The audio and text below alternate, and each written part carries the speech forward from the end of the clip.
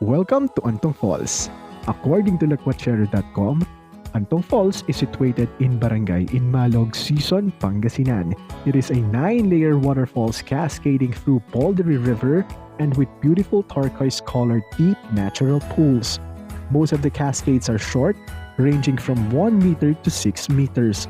The tallest cascade is located upstream, approximately 20 meters high, cascading against a cave into a shallow rocky pool. The series of waterfalls upstream is also called Limigaling Falls by some. Antong Falls is a sure treat. Prepare to be amazed as you make your way from its base all the way up, crossing rivers and streams, hopping from boulder to boulder, crawling against stone walls and huge tree roots. It is a place worth experiencing, an amazing hidden gem that proves that Sison is more than just a stopover. Experience Antong Falls and you will never look at Sison, Pangasinan the same way again. Konting impormasyon muna tayo guys tungkol sa bayan ng Sison.